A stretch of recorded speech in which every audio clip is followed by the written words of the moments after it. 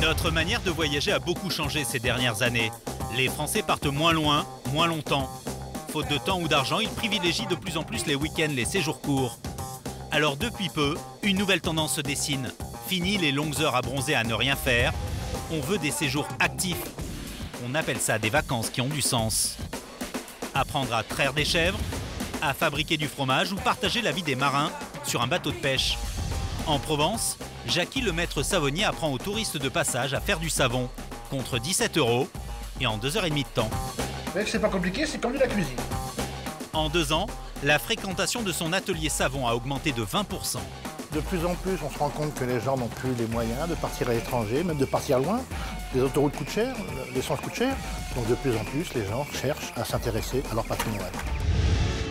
Depuis, des sites se sont spécialisés sur ce créneau.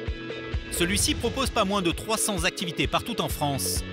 Pierre Jérémy et Pascal, les cofondateurs, comptent bien en proposer 7000 très rapidement. Il y a une vraie demande, que ce soit dans les loisirs ou dans les voyages, de donner du sens au temps qu'on consacre à faire les choses. Il y a vraiment cette recherche-là.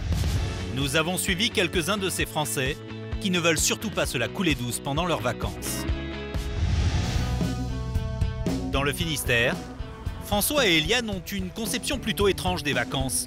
Ils se lèvent à 5 h du matin. C'est assez frais ce matin. Ouais. Ça sent la mer. En réalité, François va même travailler aujourd'hui. Direction le port du Guilvinec où il a rendez-vous.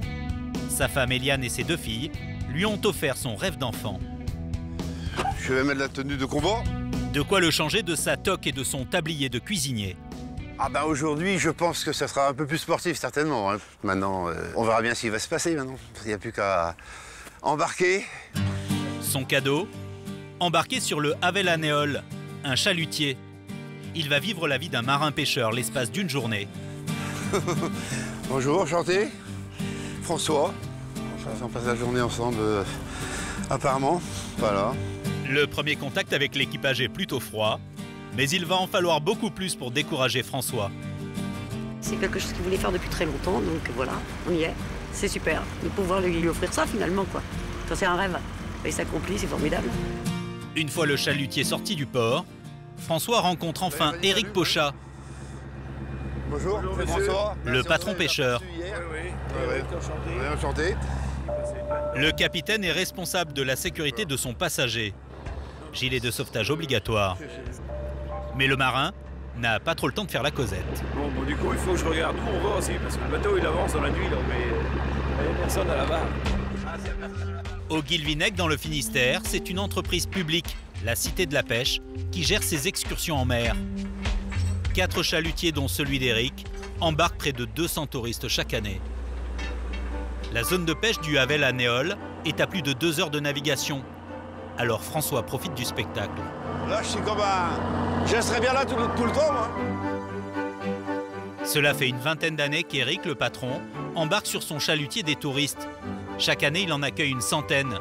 Et il est même obligé de refuser du monde, tant la demande est forte. Il y a beaucoup d'estivants qui, fut un temps, c'était surtout la plage, ils venaient là pour la plage, et maintenant, que ça soit par chez nous ou par ailleurs, l'estivant, il veut maintenant découvrir autre chose. On a du monde tout le temps, et voilà. Moi, j'ai été en Savoie, j'ai été apprendre, voir comment on faisait du reblochon dans les alpages aussi, et voilà, après, c'est vraiment une source d'échange entre deux personnes différentes, de régions différentes, de métiers différents, et personnellement, moi, je trouve que dans les deux sens, ça nous apporte beaucoup. Car ce n'est pas l'argent qui intéresse Éric. La balade est facturée 50 € par la Cité de la Pêche, mais lui ne perçoit que 15 €. Sa principale motivation, c'est de faire découvrir son métier. Les filets sont prêts à être remontés. François guette le résultat de la première pêche du jour. Le verdict va arriver. On va savoir si on a été bon. Pour des raisons évidentes de sécurité, les touristes comme François n'ont pas le droit de participer aux manœuvres. Oh, c'est incroyable. Je savais que c'était dur, mais comme ça. Eh ben. Je suis comme un gosse, là. Comme un gosse qui vient d'avoir son jouet, là. Devant l'excitation de ce matelot d'un jour, les pêcheurs lui proposent de les aider à trier poissons et crustacés. Ça va derrière, c'est par terre? Oui. Je peux trier sur là aussi. Et là, pour ça, c'est bonne pêche, là, ou pas? Hein? Moyen. suis en immersion avec eux, là. Je fais partie du bateau, là. Hein, je suis le moussaillon, comment dire. Allez François, te tourne pas les pouces là, hein. Allez, vas-y, travaille. Ouais, c'est un bon matelot, hein. Dès comme ça, on en redemande, hein. Ah ouais. Il donne un bon coup de main, mine de rien, il déblaye, hein. François va-t-il tenir la cadence des marins pêcheurs professionnels? Il a choisi une version immersion à 100%. Mais la formule la plus demandée, c'est celle où on fait plus que découvrir un métier, on l'apprend. Dans le Pas-de-Calais, un petit chalet rustique sans électricité. C'est ici, dans cet endroit un peu insolite, que Kathleen et Evan ont passé leur dernière nuit de vacances.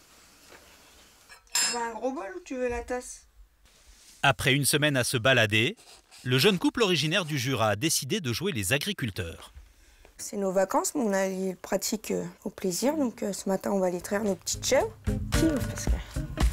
Ils ont payé 98 € chacun pour ces vacances à la ferme un peu spéciale.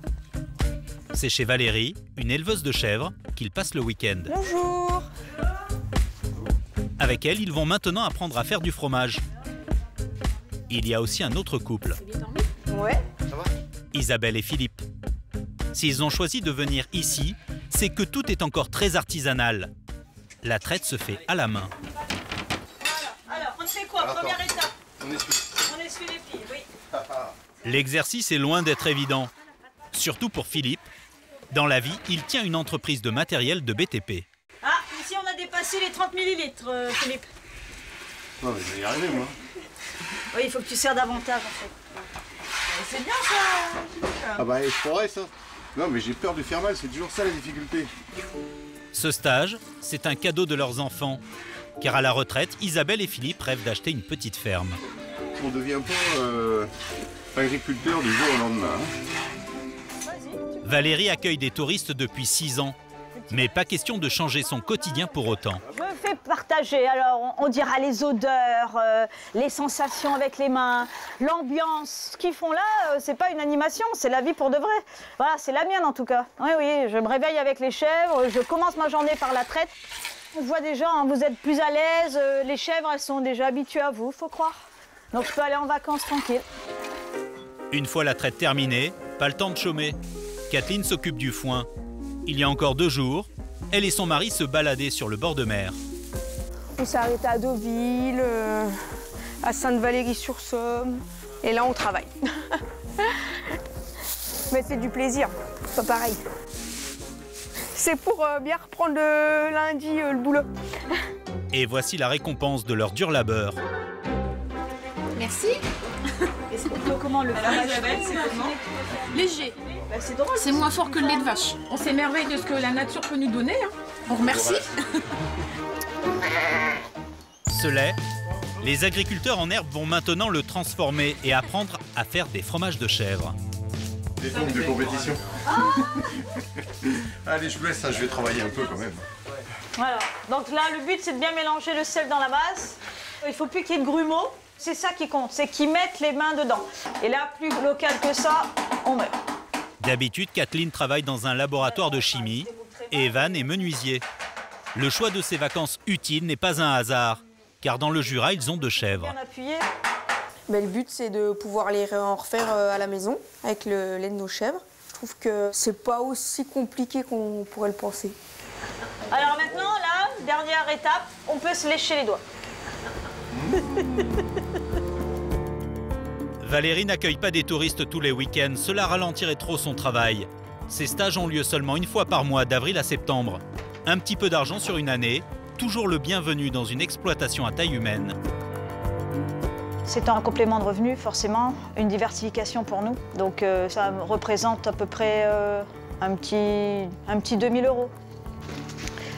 Bon, ben voilà. Les 2 couples repartent chez eux ravis de cette expérience, leur fromage sous le bras. Si Isabelle, Philippe, Kathleen et Evan ont pu vivre la vie de Valérie durant 2 jours, c'est grâce à cet homme, Arnaud Trollet. Il est un peu le pionnier de ces vacances qui ont du sens. Il a créé Savoir-faire et Découverte il y a 15 ans. Il avait 50 clients. Désormais, 1500 touristes font appel à ses services chaque année. J'ai choisi de proposer une forme originale qui était de rentrer vraiment dans ce que fait l'artisan au quotidien, par la pratique et par la mise en œuvre d'un geste. Arnaud organise 400 stages par an, il fait découvrir une quarantaine de métiers. Et pour continuer d'attirer encore plus de vacanciers, il parcourt la France pour étoffer son offre. Ce matin, il a rendez-vous tout près de Poitiers avec 2 jeunes producteurs de plantes. Ils peuvent apprendre à fabriquer des crèmes de jour, du démaquillant, de l'après-rasage. Bonjour, Arnaud Trollet. Le fait maison, c'est une activité très demandée en cosmétique. Arnaud aimerait bien proposer cette formation sur 2 jours. Mais il veut d'abord savoir si le programme concocté par Sylvain et Antoine tient la route. Voilà là, c'est l'univers le terrain. Sur 2 hectares, il cultive une quarantaine d'espèces de plantes, dont cette fleur orange. Le souci. Donc voilà, ça c'est une des plantes que vous utilisez en fabrication de cosmétiques. Voilà. Pour son côté adoucissant pour la peau, c'est une très bonne plante. Donc à la fois adoucissant, mais aussi réparateur, bon après soleil. C'est un peu la plante miracle cosmétique naturelle.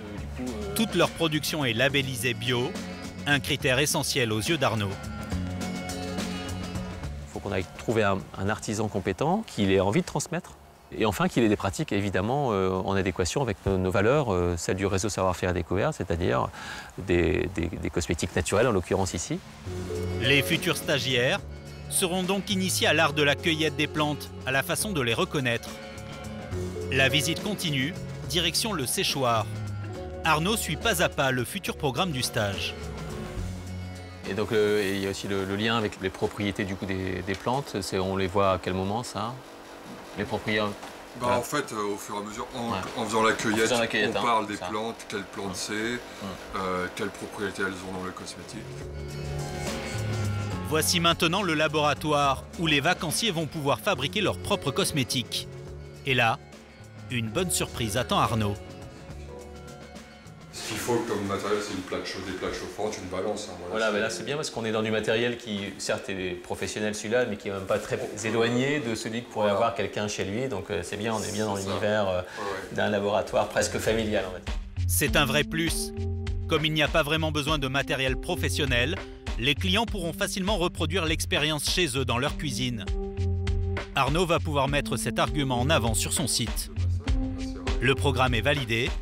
Reste maintenant à définir le prix du stage. Une tâche toujours très difficile. C'est un équilibre qui est assez subtil parce qu'il ne faut pas être trop cher, parce que quand c'est pour faire chez soi, on ne va pas mettre 250 € dans une journée. En même temps, nous, on est avec des professionnels qui sont rémunérés, c'est un complément de revenu. Donc effectivement, on essaye de faire des tarifs à autour de 90 € par jour. Les formateurs touchent 200 € par jour. Pour Sylvain et Antoine qui se sont lancés il y a 3 ans et qui commencent tout juste à pouvoir vivre de leur métier, ce n'est pas négligeable. Ils y voient aussi le moyen de faire connaître leurs produits. Le fait de faire des formations comme ça, c'est vrai que ça va aider à développer une autre part de notre activité, donc à développer le chiffre d'affaires, entre autres, de développer le bouche à oreille aussi, une autre façon de faire découvrir notre métier. Ces vacances qui ont du sens permettraient donc de soutenir une économie locale. Pour commencer, Arnaud est parti sur une formule d'une journée, des week-ends entiers ensuite, si Antoine et Sylvain font leurs preuves. Retour dans le Finistère. François, le marin-pêcheur d'un jour, a fini par trouver sa place au sein de l'équipage. Cuisinier de métier, c'est lui qui prépare le déjeuner. Et on met le couvert. Au menu, pommes de terre à l'eau et côte de porc sauce moutarde. On peut dire que c'était vraiment un échange de procédés parce que tout en venant découvrir son métier à Eric, moi je lui fais un peu découvrir ce que moi je sais faire. Et sur un bateau, je n'avais jamais fait. Il n'y a vraiment personne qui nous a fait à manger de cette manière-là. Aujourd'hui, c'est une première avec François. Sur le pont, il y a encore du travail. Les pêcheurs relèvent les filets pour la 3e et dernière fois de la journée. François est debout depuis 4 h du matin et la fatigue commence à se faire ressentir. Pour moi, le défi sur les vacances, c'est pas ça, c'est sûr. Là, c'est vraiment du plaisir. Mais je pense pas faire ça tous les jours. Non, non. Je commence à fatiguer, mais je pense que je suis pas le seul, déjà. Eux aussi, je pense. Une dernière surprise attend François, et elle est de taille. Ils sont beaux, on les voit à travers l'eau, là. L'eau est limpide en plus. Oh, c'est magnifique. Regardez les bancs en plus, c'est super. C'est super. D'après le capitaine du bateau, ça n'arrive que quelques fois par an. Que du bonheur, que du bonheur. Comme François, Kathleen et Evan, ils sont de plus en plus nombreux chaque année à vouloir s'occuper pendant leurs vacances, les mettre à profit. Déconnecter du travail en le remplaçant par un autre travail pour quelques heures ou quelques jours, un drôle de concept, mais qui a l'air rudement efficace.